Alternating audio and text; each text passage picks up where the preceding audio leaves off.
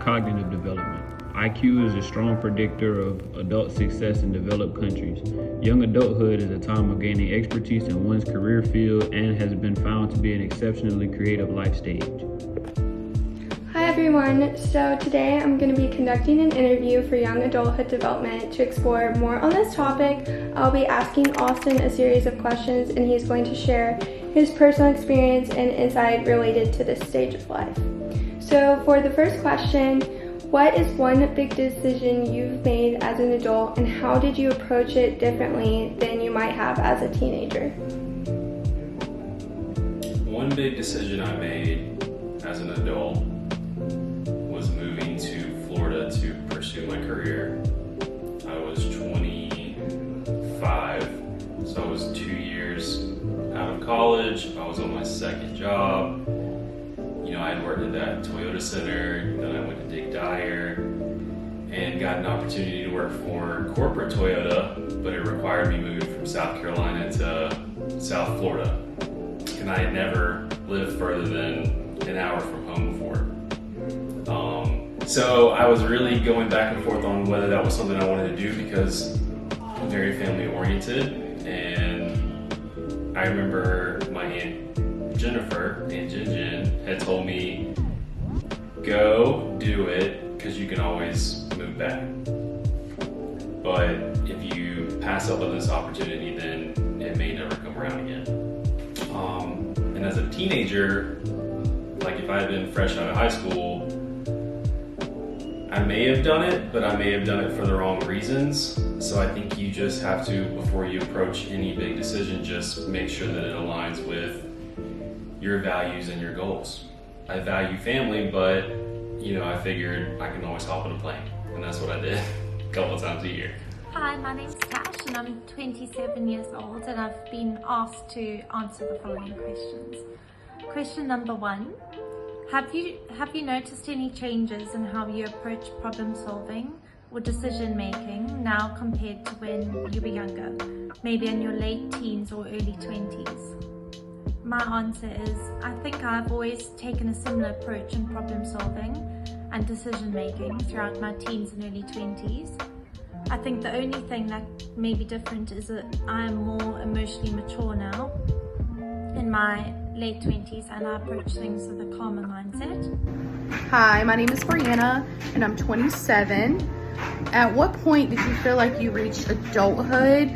Probably when I got my first apartment with my son's dad, and we lived together for about a year and then decided like the relationship wasn't really working out and I moved out on my own, and that's when I found my career. How would you describe yourself now compared to when you were a teen? When I was a teenager, I had to mature pretty early just because I had my son when I was 16, but I still was a child, so I feel like I am more mature now.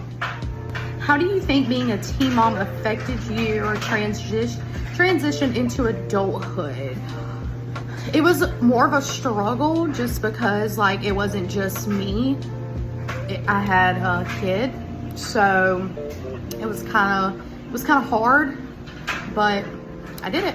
What does financial independence mean to you and how are you managing it? It means a lot, especially when you have children, because it's not just you, they're also financially independent on you. So, and I think I'm managing it pretty well. I have a house, I have my own car, I pay my bills, so. Emotional and social development. According to Erickson's theory, this stage is marked as intimacy versus isolation. Young adulthood is a life stage when developing new family relationships is the central focus of social life. Usually this means marriage and parenthood. Divorce rates peak in young adulthood, usually occurring 5 to 10 years after marriage. In most countries, 90% of young adults have at least one child. So for the next question, which kind of goes into that, it says, what role do you think family plays in the social development of a young adult? And how has your relationship with your family shaped your life as an adult, especially being family oriented? It's a good question. I think that's where your social skills are developed as a kid. And you know, family doesn't necessarily have to mean blood, because some people are in adopted families or whatever. So I think whoever your family is, whoever your clan is, that's how you learn social behaviors. And as you know, our family is very social. Yes.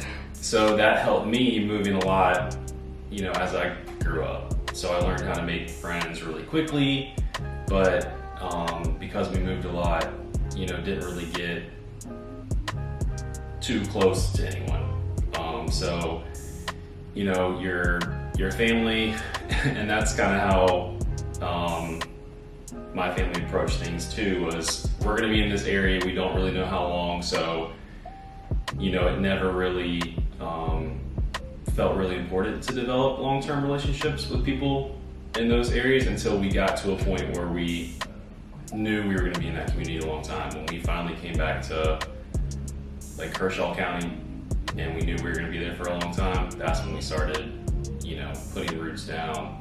And my parents always instilled in us to, you know, give back to the community. So your parents can definitely set a good example, hopefully, and I think mine did, on giving back to the community. I think so too. What challenges have you faced in deciding a career or educational journey? So I did graduate high school and I went to college for human services. Unfortunately, I'm not doing anything with my degree, but I am in finance. I've been doing that for like 4 years now, and I like it. It's a good career. I've worked my way up. So, yeah. 3. How has your sense of self or identity evolved during your 20s? And what factors like relationships or work do you think shaped that growth the most? My answer is, my early 20s were an absolute roller coaster of growth. For me personally, relationships, both good and bad, helped me to do shadow work and helped me grow and heal some childhood triggers. With saying that, spending time on my own and genuinely feeling at peace was also a way of growing in my sense of self. Becoming a Montessori teacher and finding my calling also helped me grow closer to my true self, and definitely helped me find my identity. Thank you.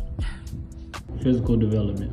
Signs of aging begin, such as gray or thinning hair, aging in skin, and vital capacity beginning to decrease. Basal metabolic rates begin declining, resulting in weight gain and obesity in some cases. Developed countries have displayed higher rates of obesity, specifically those in lower socioeconomic classes. Okay, so for the next question, many young adults experience stress due to career, relationships, or personal goals. How do you manage emotional stress and maintain your emotional well-being? That's a great question, and I think your emotional health has to start with your surroundings. So we talked about me moving to South Florida for that corporate job.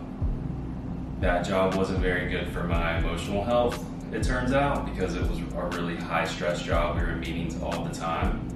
And I thought that that's just what career growth looked like. You know, that,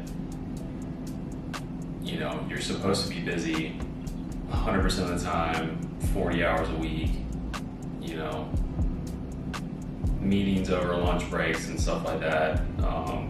And that's not really how it has to be. And so making sure that, you know, you're not waking up and dreading going to work every day, putting yourself in an environment where it doesn't feel high stress. Some stress is good, some pressure is good to you know, challenge and motivate yourself, but high stress is, as you know, a killer. So I think how you can work some of that out is finding a career that works for you, and then having a healthy home-life balance. And I think a lot of companies are getting better about that, putting more emphasis on their home life. But it has to start with you, you know, so making sure that you still have connections to your family or your friends around you, making sure that you have connections to your community, giving back, you know, when you go volunteer and you're giving back to the community, somehow that just, it has a wonderful way of putting things into perspective, that your problems may not be as bad or as big as you think they are when people are struggling to eat and clothe themselves and put a roof over their head. And then of course, physical health. I think that's one of the best ways to de-stress, is just getting to the gym, sweat it out, going for a walk, going for a run. And as you know, here, we've started our little walk club, you know, and we do that twice a day, and that's one great way that we can just get out and, you know, work off a little steam every day. Yeah, it is. What does staying physically healthy mean to you at this stage of your life? And have you noticed any changes in your body and energy levels since your early 20s? My answer is remaining fit and healthy is very important to me at this stage in my life, as I've become more aware to make the most of my prime physical and healthy years. Since my early 20s, I've gradually increased my fitness and health, so I would say that my body is in the best shape it has ever been, and my energy levels are great too.